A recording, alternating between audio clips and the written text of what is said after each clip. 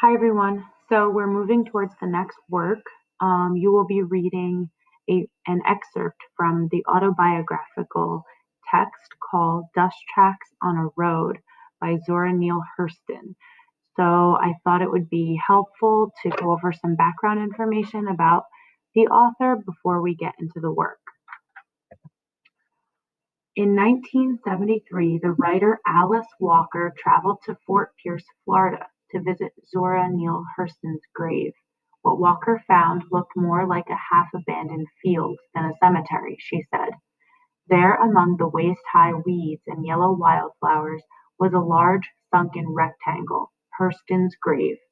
Walker ordered a headstone for the gravesite. I wanted to mark Zora's grave so that one day all our daughters and sons would be able to locate the remains of a human mountain in Florida's and America's so frequently flat terrain, Walker explained. So this is a picture of Alice Walker.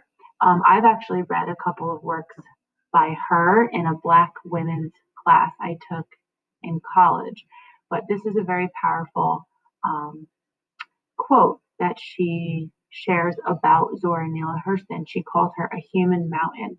So that just tells you a little bit about the impact that she's had on not only American literature, but more specifically African American culture.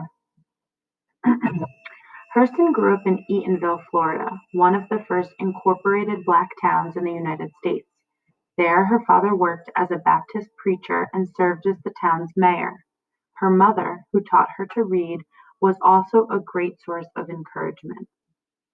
Only 13 when her mother died, Hurston spent the next 2 decades working as a waitress, a manicurist, and a maid while trying to get a high school education.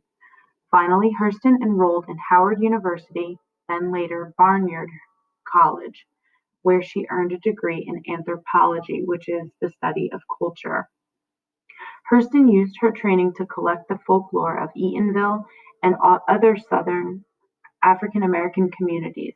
She later used this material as a source for much of her writing.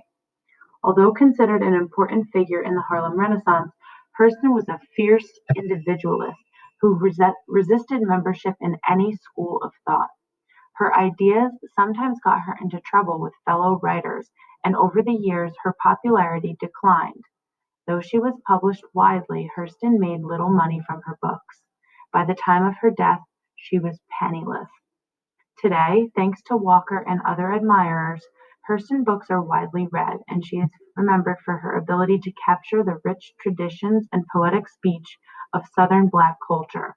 Her book, Mules and Men, is recognized as the first history of African American folklore written by an African American, and her most admired novel, Their Eyes Were Watching God, has sold more than 1 million copies since its republication in 1969. So here I have a picture of Their Eyes Were Watching God and Mules and Men. I typically have our class do a close reading of Their Eyes Were Watching God because it really is a pretty famous text. But because of the coronavirus, we're simply not going to get to it.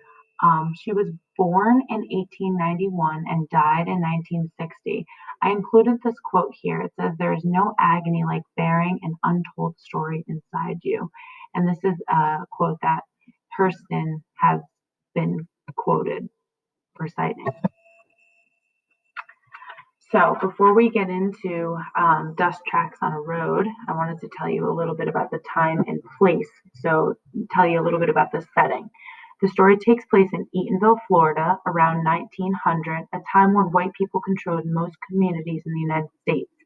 In Eatonville, however, African Americans were the leaders and decision makers. Zora Neale Hurston celebrated the customs and speech of her hometown in this writing. So you're going to see some dialect throughout the passage that you read.